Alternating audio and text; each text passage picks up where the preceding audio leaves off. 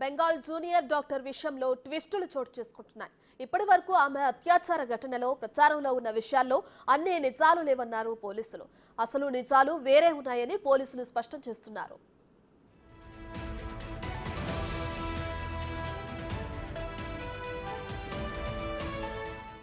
ఈ కేసుకు సంబంధించి మెజిస్ట్రేట్ ముందే జూనియర్ డాక్టర్ పోస్ట్ మార్టం ప్రక్రియ సాగింది. ఈ పోస్ట్ మార్టం ప్రక్రియ మొత్తం వీడియో తీశారు. అందులో ఆమె ఎముకలు ఎక్కడా విరిగినట్లు ప్రస్తావించలేదు.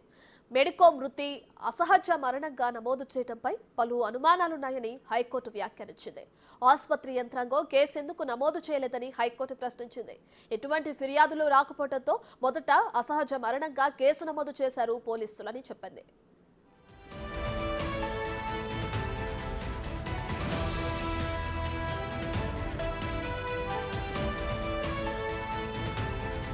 జూనియర్ డాక్టర్ అత్యాచారం ఘటనలో ఇప్పటి వరకు అనేక విషయాలు బయటకొచ్చాయి. అయితే వాటిని పోలీసులు తోసిపుచ్చుతున్నారు. కొన్ని రుమారులు అవన్నీ ప్రజలను ఎంతో ఆందోళనకు వారి ఆగ్రహానికి గురయ్యేలా చేశాయి. అయితే ఆ విషయాలన్నీ నిజం కాదని కోల్కతా పోలీసులు చెబుతున్నారు.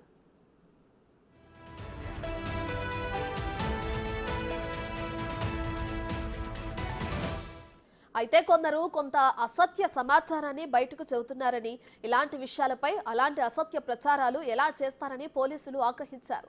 ఇలాంటి గందరగోళం ప్రయత్నాలు జరగడం కరెక్ట్ కాదని పోలీసులు అసహనం వ్యక్తం చేశారు. ఇక మెడికో హత్యకు ఆత్మహత్యగా చూపించాలని అనుకుంటున్నామని కొన్ని వార్తలు చక్కర్లు కొడుతున్నాయని, వాటిలో నిజాలు లేవంటున్నారు అటు పోలీసులు. అలా ప్రచారం చేయడం సరైన విధానం కాదని పోలీసులు ఫైర్ అవుతున్నారు.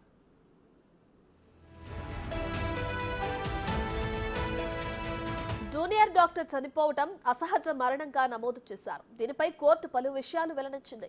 అసహజ మరణం అనేది పలు అనుమానాలకు తావిస్తుందని కోల్కతా హైకోర్టు వ్యాఖ్యానించింది. ఆమె చనిపోవడంపై ఆసుపత్రి యంత్రాంగం ఎలాంటి కేసు నమోదు చేయకపోవడాన్ని ప్రశ్నించింది. మెడికో చనిపోవడంపై తొలుత అసహ మరణంగానే నమోదు చేస్తారు. ఎవరైనా కంప్లైంట్ ఇస్తే పోస్టుమార్టం నివేదిక ఆధారంగా అది హత్య, ఆత్మహత్య అనేది ప్రస్తావిస్తారని పోలీసులు చెబుతున్నారు.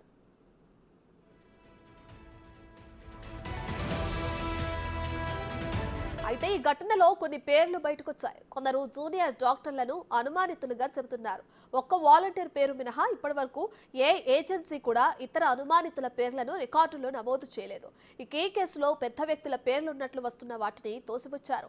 రేప్ కేసుల్లో బాధితురాలకి సంబంధించిన ఎలాంటి వివరాలు బయటకు వెల్లడించకూడదని సుప్రీంకోర్టు ఆదేశాలున్నాయి.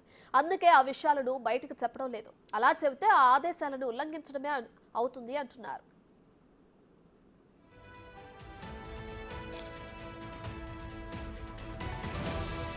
అయితే మెడికో అత్యాచార కేసును కోల్కతా కోర్టు సిబిఐకి బదిలీచ్చేసింది. అయితే సీఎం మమతా బెనర్జీ ఆదివారం కల్లా కేసు దర్యాప్తును పూర్తి చేయాలని పోలీసులు సిబిఐకి అల్టిమేటం ఇచ్చారు. నిందితులకు ఉరిశిక్ష వేయాలని ఆమె డిమాండ్ చేశారు. మరోవైపు కోల్కతా లేడీ డాక్టర్ అత్యాచార ఘటనపై దేశవ్యాప్తంగా నిరసనలు హోరెత్తుతున్నాయి. బాధిత కుటుంబానికి న్యాయం చేయాలని అటు డాక్టర్లు, ప్రజా సంఘాలు ఆందోళన చేస్తున్నాయి. డాక్టర్లు వైద్య సేవలను బంద్ చేశారు. నిందితులకు ఉరిశిక్ష వేయాలని డిమాండ్ చేస్తున్నారు.